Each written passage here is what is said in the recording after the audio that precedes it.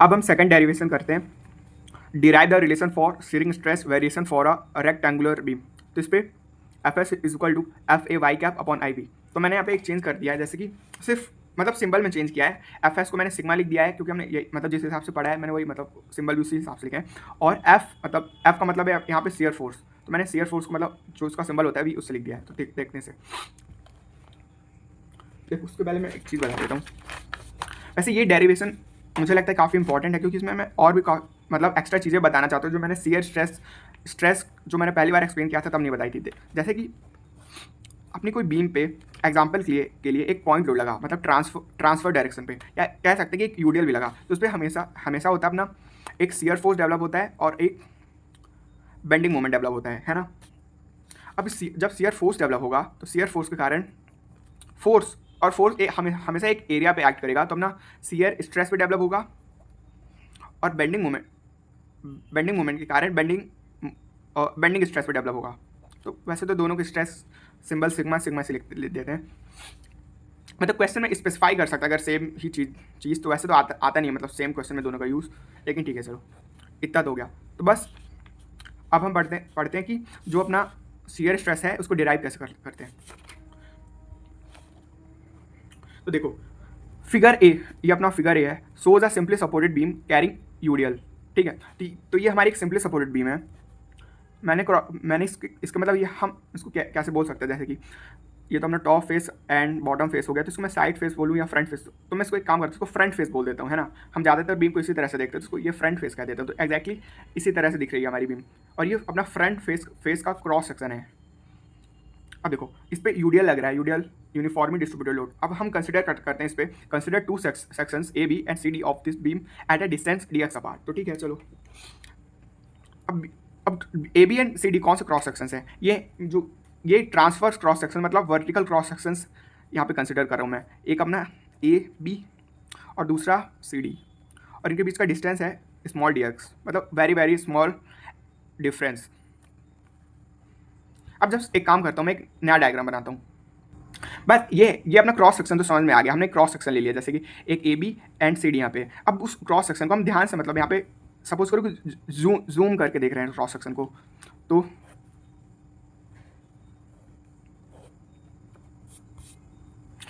सबसे पहले तो हमारी सेंटर से न्यूट्रल एक्सिस क्रॉस करेगा, क्योंकि ये रेक्टेंगल है तो मतलब सेंट्रॉइड से पास करेगा, मतलब सिमेट्री के हिसाब से भी सेंटर से पास करेगा। अब मैं A B and C D यहाँ पे ड्रॉ कर देता हूँ ना। ए बी मतलब सेम ही डायग्राम है, बस इसको मतलब सिर्फ इसी स्पेसिफिक क्रॉस सेक्शन को हम देखना है अभी। ठीक है, A B and C D. अब एक काम करते हैं यहाँ पे, जैसे कि मैंने मतलब पहले बता दिया था, जो अपना क्या बोलते हैं इसको, जब बीम पे कोई भी लोड लगा, जैसे एग्जांपल को तो मैंने यहाँ पे पॉइंट लोड बनाया है, लेकिन यूडीएल के भी सेम ही मतलब उसी तरह से अपना shear force and bending moment generate होगा। तो एक इंपॉर्टेंट बात, जैसे जब ट्रांसफर्स लोड लग रहा है तो जो अपना शियर फोर्स और बेंडिंग मोमेंट होता है तो कौन से क्रॉस सेक्शन पे जनरेट होता है, ये सबसे इंपॉर्टेंट, यही चीज़ मैं पहले बताना चाहता था। मतलब शायद मैंने कवर किया, मुझे अच्छे से याद नहीं है कि एक्सप्लेन करते समय मैंने बताया वैसे, लेकिन फिर से बता देता हूँ। ये हमेशा होता है ना ट्रांसफर सेक्शन, ट्रांसफर मतलब इस डायरेक्शन पे हमारा एक क्रॉस सेक्शन है, इसके दोनों फेसेस पे जब शियर फोर्स और बेंडिंग मोमेंट पड़ा होगा तो कपल्स जनरेट होते हैं। तो बेसिकली अपना कपल काम नहीं है अभी, सब समझ लो कि ट्रांसफर सेक्शन पे अपना शियर फोर्स और बेंडिंग मोमेंट जनरेट होगा। ठीक है, तो what are A B and C D, ये भी तो एक ट्रांसफर सेक्शन है ना, तो हम कंसिडर कर लेते हैं अभी के लिए सेक्शन ए बी को।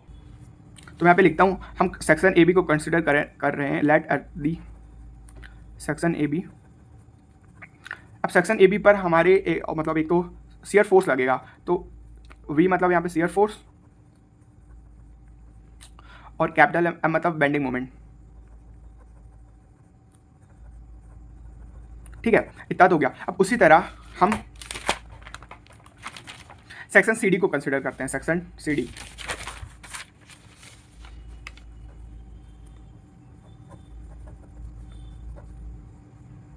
तो एक चीज़ मैं फिर से बता देता हूँ, शायद मैं स्टार्टिंग में ये बताना चाहता था कि देखो, ऐसा हमने प्योर बेंडिंग पढ़ी थी। प्योर बेंडिंग कहती है कि हमारी जो बीम पे ना एक बेंडिंग मूवमेंट होता है, वो होता है कांस्टेंट। लेकिन रियल लाइफ में मैंने तब भी बताया था एक्सप्लेन करते समय कि जब रियल लाइफ होती है, क्योंकि देखा जाए तो अपनी जो सिंपली सपोर्टेड बीम है उसका सपोर्ट भी एक साइड लग रहा है ना, मतलब सिर्फ एक मतलब लास्ट पॉइंट पे सपोर्ट लग रहा है, तो मतलब एक स्पेसिफिक पॉइंट पे सपोर्ट लग रहा है ना। और इसके कारण क्या होता है कि हमारा जो शियर फोर्स है और बेंडिंग मोमेंट है वो भी पूरी लेंथ के अलॉन्ग सेम नहीं होता। और जब हम ये एसएफडी एंड बीएमडी पढ़ेंगे तो उसमें भी डायग्राम में भी क्लियर देख सकते हैं कि लेंथ के अलॉन्ग मतलब एक्स जो हम लेंथ कंसिडर करते हैं उसके अलॉन्ग हमारा शियर फोर्स वेरी करता है और बेंडिंग मोमेंट वेरी करता है। तो बस हमने सेक्शन सी डी, अब हमको सेक्शन सी डी के अलॉन्ग बस वही शियर फोर्स और बेंडिंग मोमेंट निकालना है। तो हम क्या सेक्शन सी डी में जो शियर फोर्स हो जाएगा v प्लस, क्योंकि ये एक जैसे कि यहाँ पे इनकी डिस्टेंस हमने स्मॉल डी एक्स लिया तो हम इसका चेंज हम कंसिडर कर लेते हैं। मान लेते हैं कि हम राइट साइड जाएंगे, सपोज कर लेते हैं कि हमारा शियर फोर्स और बेंडिंग मोमेंट दोनों इंक्रीज हो रहा है स्मॉल लेंथ से, जैसे कि हमारी लेंथ इंक्रीज हुई। तो अपना सेक्शन सी डी पर शियर फोर्स हो जाएगा B plus small shear force and ये तुम्हारा शियर फोर्स हो गया सेक्शन सी डी के लिए, और M plus small D M मतलब bending moment plus small bending moment हमारा बेंडिंग मोमेंट। ठीक है, अब हम एक नेक्स्ट स्टेप करते हैं। देख पहले मैं फिगर से बता देता हूँ अपना जो एक तो न्यूट्रल एक्सिस यहाँ पे भी मतलब यहीं से पास करेगा न्यूट्रल एक्सिस देखा जाए तो। पहले मैंने ड्रॉ नहीं किया, लेकिन चलो ड्रॉ भी कर देते तो कोई बड़ी बात नहीं उस पर। ठीक है, तो बस इसको मैंने जूम किया, ये अपना A B and C D है ना यहाँ पे। तो हम एक कंसिडर कर लेते हैं, एक दूसरा क्रॉस सेक्शन कंसिडर करते हैं, इसको नाम देते हैं E F eight a distance of y1 from the neutral axis. ठीक है, तो बस वही मैं सर दिख नहीं रहा होगा तो मैं एक बार बता देता हूँ।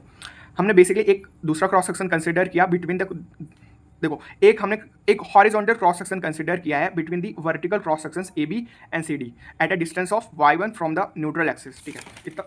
और भाई सेम स्टेटमेंट मैंने यहाँ पे लिख दिया, लेट इज, और हमको let it is required to find shear stress on the section A B at a distance y1 from the neutral axis. अब हमको एक काम करना है कि अपना क्रॉस सेक्शन जो ए बी है उस पर शियर स्ट्रेस फाइंड करना है और न्यूट्रल एक्सिस से y1 डिस्टेंस पर। ठीक है, मतलब एग्जैक्टली इस ई ऑफ क्रॉस सेक्शन पर। अब मैंने यहाँ पे एक नया डायग्राम बनाया, लेकिन ये डायग्राम मुझे पता समझ नहीं आ रहा होगा, तो इसको रिलेट करते हैं अपने पिछले वाले डायग्राम से।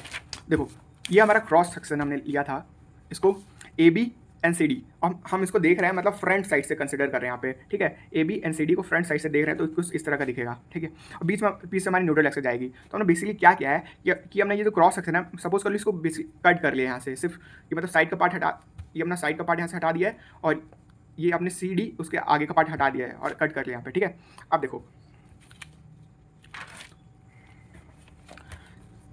बेसिकली ना अपना एक क्या बोलेंगे, एक मतलब 3D व्यू यहाँ पे दिख रहा है। जैसे कि हमने ये वाला साइड है, मतलब फ्रंट से देखेंगे ना, तो हमने जो ये बेसिकली इसको कट करके थोड़ा इस तरह से कर देंगे, मतलब एंगल टिल्ट करेंगे, तो ये अपना ए बी है और सी डी है। तो ये हमने जो पूरा ये मतलब क्रॉस सेक्शन दिख रहा है, ये क्या बोलेंगे, स्क्वायर है, रेक्टेंगल कुछ भी हो, तो इसको मतलब कट करने के बाद जो अपना ये साइड व्यू दिखेगा, तो वो है बेसिकली। मेरे ख्याल से मतलब समझ में आ गया होगा, फिर मैं कंटिन्यू करता हूँ। तो इसमें हो क्या रहा है, मैंने मतलब exactly cross section let is required to find shear stress on section A B, ये अपना सेक्शन ए बी है, जो फ्रंट व्यू था सेक्शन का उसका मतलब साइड व्यू देख रहे हैं, मतलब ये पूरा सेक्शन ए बी है। ठीक है, चाहो तो यहाँ पे भी ए बी लिख सकते हो, ए बी सी डी। अब देखो वैसे वो अपोजिट साइड है तो मैं डैश कर देता हूँ क्योंकि एक्जैक्टली सेम नाम नहीं दे सकता।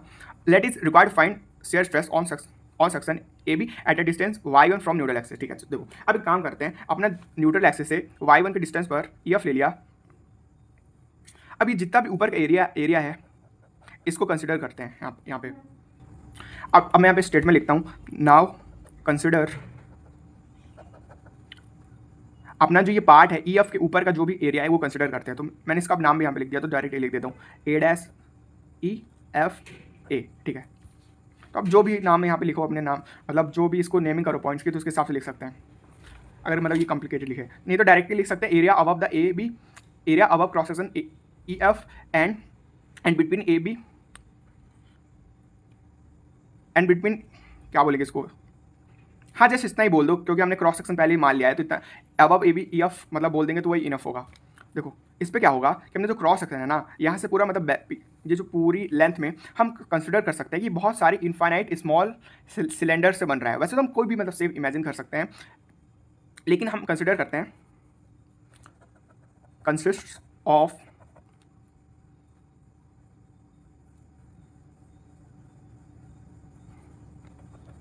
Infinite number of small cylinders. अब मैं जल्दी से मतलब लिख देता हूँ यहाँ पे, फिर मतलब एक्सप्लेन करूँगा। तो मैंने वहाँ पे सारी टर्म्स लिख दी हैं। नाउ कंसिडर अपना जो एरिया है ए एफ के ऊपर वाला consist of infinite number of small cylinders, where D A हो जाएगा एरिया ऑफ एलिमेंटर सिलेंडर, मतलब इसका क्रॉस सेक्शन डी हो जाएगा, और डी एक्स हो जाएगा length of the Elementor cylinder, जितनी इसकी लेंथ है वो तो डी एक्स इक्वल होगी, क्रॉस सेक्शन जो हमने कंसिडर किया था पहले से। एंड वाई हो गया distance of Elementor cylinder from neutral axis. अब ये जो अपना वाई है वो न्यूट्रल एक्सिस से एलिमेंटर सिलेंडर का डिस्टेंस है, ठीक है। चलो अब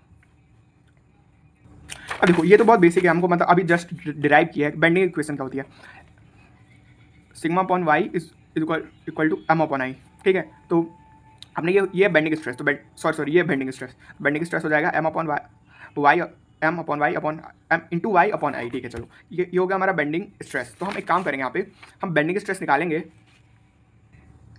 ये जो सिलेंडर है इस पे दो एंड्स हैं, एक ए बी के साइड है और एक सी डी के साइड। तो पहले हम ए बी के साइड का पे जो बेंडिंग स्ट्रेस होगा वो निकालेंगे, और फिर सी डी के साइड जो बेंडिंग स्ट्रेस होगा वो निकालेंगे, ठीक है। तो नाउ बेंडिंग स्ट्रेस एट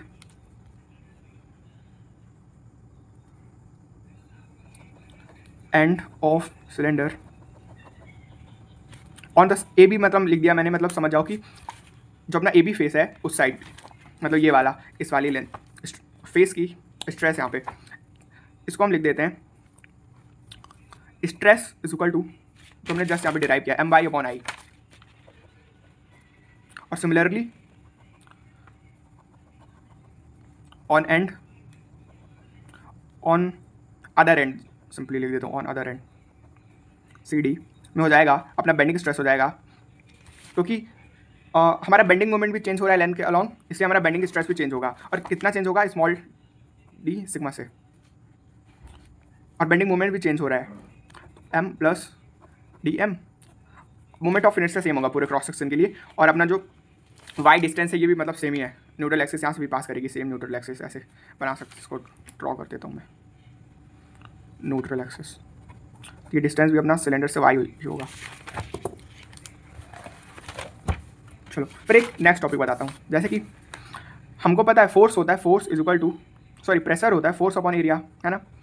तो अपना फोर्स हो जाएगा प्रेशर इनटू एरिया। अब मैंने बहुत मतलब बार बार बताया कि प्रेशर जो होती है वो होती है इक्विवेलेंट क्वांटिटी ऑफ स्ट्रेस। तो अपना फोर्स हो गया स्ट्रेस इनटू एरिया। तो बस वही फॉर्मूला यहाँ पे अप्लाई करेंगे। जैसे मतलब सिलेंडर के दोनों एंड पर, चलो मैं लिख देता हूँ। चलो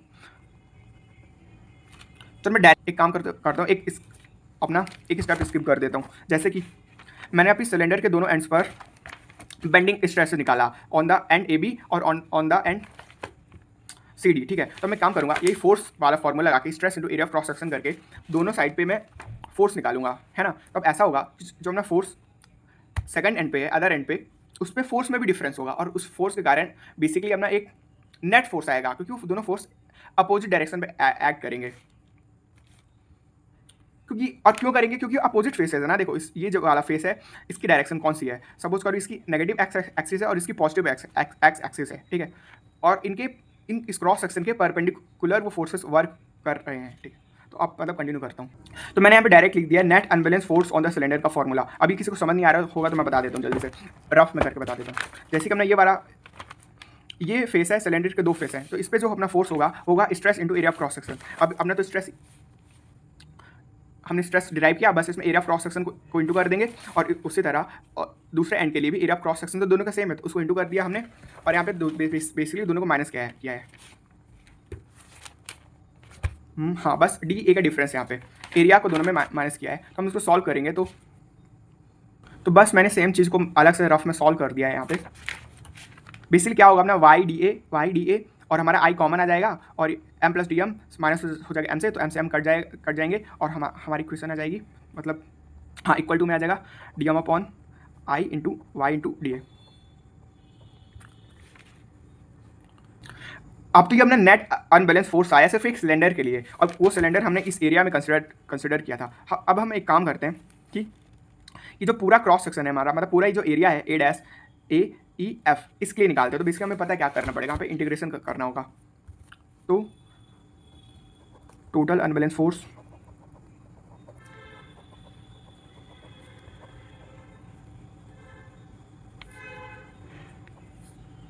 इंटीग्रेशन ऑफ हमारा D M upon I into Y और डी ए। अब हमारी कौन सी टर्म यहाँ पे कांस्टेंट है,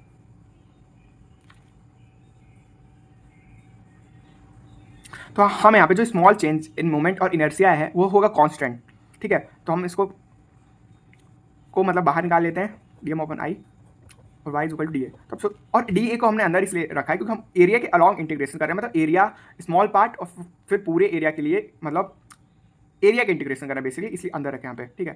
तो अब क्या होता है, हमको पता है कि चलो मैं यहाँ पे पहले लिख देता हूँ, फिर उसको मतलब बाद में बताऊँगा क्या है। इसको मैं ऐसा कर सकता हूँ कि D M upon I into capital A into Y cap. अब मैं यहाँ पे बता देता हूँ कि अपना कैपिटल ए क्या है एंड वाई कैप क्या है। हमारा मतलब स्मॉल एरिया इंटीग्रेट किया तो कैपिटल एरिया मतलब पूरे, देखो ए तो हो जाएगा हमारा जो इंटीग्रेशन करने के बाद जो होना चाहिए basically area of A dash E F. अब हमारा वाई कैप क्या है, वाई कैप तो मतलब पहले जो हमारा वाई था वो था मतलब देख लेते क्या था, न्यूट्रल एक्सिस, ये तो हमारा न्यूट्रल एक्सिस है और उससे यहाँ हमारा न्यूट्रल एक्सिस जो सिलेंडर के बीच का डिस्टेंस है, और वाई कैप हो जाएगा हमारा डिस्टेंस बिटवीन, अरे ये तो हमारा वाई है ना, मतलब distance of the cylinder from the neutral axis. और वाई कैप को मान लेते हैं क्योंकि हमको ना ये जो हमारा एरिया है इसके लिए हम इंटीग्रेशन कर रहे थे अब ए एफ, तो हमको न्यूट्रल एक्सिस के सेंट्रॉइड का डिस्टेंस बेसिकली फाइंड करना पड़ेगा, मतलब जो अपना डिस्टेंस है वो होना चाहिए, तभी हमारा मतलब इंटीग्रेशन सही होगा, क्योंकि हम उस पूरे एरिया के लिए इंटीग्रेट कर रहे हैं। तो distance between neutral axis and centre of gravity, basically तो सेंटर ऑफ ग्रेविटी होता है लेकिन इस केस में सेंट्रॉइड मान सकते हैं क्योंकि सिमेट्रिकल है। Distance of the neutral axis from centre of gravity of A dash E F. चलो अब हमारा लास्ट पार्ट बचा है क्वेश्चन का। अब देखो मैं ये डायग्राम जो भी बनाया मतलब सिंपल लैंग्वेज में जल्दी से बता देता हूँ। पहले तो हमारा टोटल अनबैलेंस फोर्स आ गया, तो ये हमारा जो टोटल अनबैलेंस फोर्स या नेट अनबैलेंस फोर्स है, ठीक है। तो ऐसा है कि देखो इसकी जो हमारी सिलेंडर बनाया था तो बेसिकली ये वाला फोर्स ज़्यादा है तो नेट फोर्स यहाँ से ज़्यादा होगा, ठीक है। ये तो हमारा मतलब फिर हमने पूरे एरिया को इंटीग्रेट कर दिया कि पूरे एरिया में लगेगा एक नेट अनबैलेंस फोर्स। अब इसके कारण क्या होगा कि बेसिकली सीयर डेवलप होगा, सीयर फोर्स, और उसके कारण हमारी बीम जो वो फेल कर सकती है इस तरह से, ठीक है। ये पार्ट आगे जा सकता है। अब उस फेलियर को रजिस्ट करने के लिए हमारा जो ई एफ बनाया था उसका जो हॉरिजॉन्टल पार्ट है ना, जब इधर पे सीयर स्ट्रेस लगेगा तो हॉरिजॉन्टल पार्ट इसको रेजिस्ट करेगा अपोजिट डायरेक्शन पे, और वो रेजिस्टेंस इक्वल होनी चाहिए, हमने सीयर फोर्स के इक्वल होने चाहिए, है ना। बस वही चीज़ मैंने यहाँ पे लिख दी है exactly, as due to the total unbalance force above E F the beam में fail due to shear here to resist this horizontal section of the beam at the level E F offer a resistance, ठीक है। चलो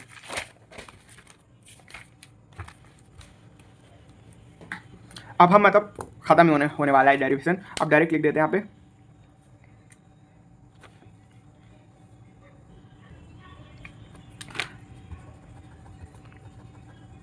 हमें पता है shear resistance at the level E F किसकी equal होना चाहिए कि हमारा फेलियर ना हो, वो अनबैलेंस फोर्स की इक्वल होना चाहिए, और अनबैलेंस फोर्स की वैल्यू क्या है, जस्ट हमने यहाँ डिराइव यहाँ पे D M upon I into area into Y cap, ठीक है। चलो ये तो हमारा बन गया, इसको एक नाम दे देते हैं यहाँ पे फर्स्ट इक्वेशन। अब क्या बोलते हैं इसको, शियर फोर्स, ठीक है। चलो जो हमारे शियर, अब सेकंड इक्वेशन बनाते हैं, पहले लिख देता हूँ फिर बताऊँगा। Shear force due to shear stress. अब देखो जैसे कि प्रेशर, बेसिकली जैसे कि हमें पता है कि कहीं पे प्रेशर लग रहा है, तो हमें ये भी पता होगा कि प्रेशर लग रहा है मतलब वहाँ पे फोर्स भी लग रहा है ना। और उसी तरह से जैसे कि स्ट्रेस लग रहा है, शियर स्ट्रेस लग रहा है, तो हमें ये भी पता होगा कि वहाँ पे शियर फोर्स होगा, है ना। तो वही मैंने लिख दिया, shear force due to shear stress, इसका बस सेम फॉर्मूला होगा यहाँ पे, शियर फोर्स का स्ट्रेस इंटू एरिया। तो स्ट्रेस अपना शियर, हाँ शियर स्ट्रेस की बात हो रही है तो इसका सिंबल टाउ होता है, तो अपना टाउ इंटू, और एरिया क्या है, shear stress into shear area, shear area. चलो मैं बताता हूँ शियर एरिया यहाँ पे एरिया है क्या एक्चुअली। देखो एरिया यहाँ पे पता क्या है, तो अपना ई एफ हमने यहाँ पे बनाया, ई एफ बेसिकली इसी का एरिया निकालना है, तो इसका हम कंसिडर कर लेते हैं। हमने जो ब्रेथ है वो बी के इक्वल है ना। सॉरी ये तो हमने लेंथ ही कर, ठीक है। एक चीज़ और बता देता हूँ वहाँ पे, जैसे कि ये जो हमारा मतलब फेलियर की बात हो रही है वो मतलब बीम के किस पार्ट में हो रही है बेसिकली, वो हो रही है बीम के मतलब इस वाले पार्ट पे देखा जाए तो। अगर फ्रंट व्यू से देखेंगे तो अपना जो ई एफ के ऊपर जितना भी पार्ट है और ये पूरा ही इस पार्ट पे फेलियर की बात हो रही है, तो हम क्योंकि स्ट्रेस मत की डायरेक्शन देखो, ये स्ट्रेस है हॉरिजॉन्टल है ना, इसलिए जो हमारा एरिया भी होगा वो होगा मतलब हॉरिजॉन्टल क्रॉस सेक्शन। ये तो बी हमने कंसिडर कर लिया यहाँ पे। और डी एक्स की पहले से डिसाइड किया था स्टार्टिंग से कि ये डी एक्स है। देखो कहाँ पे डिसाइड किया था, ये डिसाइड किया था मैंने, ये डी एक्स है। फिर यहाँ पे भी ये डी एक्स है, मैं चल इसको भी चल रहने देता हूँ, मतलब डी एक्स ही है बेसिकली। फिर मैंने इसको मतलब क्रॉस सेक्शन जूम करके दिखाया, तो वो भी मतलब डी एक्स यहाँ पे इसकी डिस्टेंस है, तो इसका एरिया हो जाएगा अपना tau into breadth into D X. ठीक है चलो, अभी इक्वेशन हो गई 2, दोनों इक्वेशन को रिलेट कर देते हैं यहाँ पे, by 1 and 2 D M upon I into A into Y cap equal to shear stress into B into D X. चलो तो इसको बेसिकली जल्दी से करते हैं। पहले तो एक काम करता हूँ कि अपना जो ताऊ है मतलब शेयर स्ट्रेस को एक जगह लिख देता हूँ, बाकी को ट्रांसपोज कर देता हूँ यहाँ पे, D M upon I into A into Y cap और upon B into D X. ठीक है चलो, अब एक काम करता हूँ, अपना डी एक्स है उसको डी एम के नीचे लिखना है यहाँ पे, कि मैंने एक बार रफ में यहाँ पे कर लिया इसलिए मुझे मतलब पता है जल्दी जल्दी कैसे कर सकते हैं।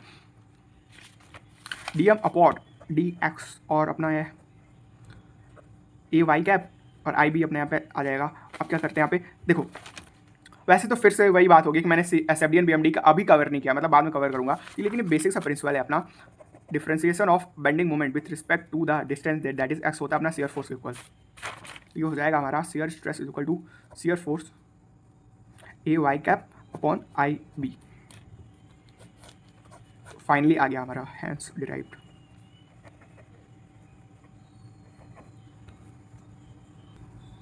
अब ये वाला हमारा लास्ट डेरिवेशन है, prove that maximum shear stress is 1.5 times the average shear stress in rectangular section and occurs in natural axis neutral axis. तो बेसिकली ये वाला अपना जब मैंने शियर स्ट्रेस का वीडियो बनाया था तो मैंने पूरा मतलब डिराइव करके मतलब ये प्रूव मतलब लिख दिया था वहाँ पे 1.5 टाइम्स, बस मैंने स्टेटमेंट भले ना लिखी हो कि मतलब हैंस प्रूव्ड वगैरह वो सब तो वहाँ पे जाके देख सकते हैं ये वाला। तो ठीक है, हमारा मतलब पूरा डेरिवेशन हो गया यूनिट 2 का यहाँ पे।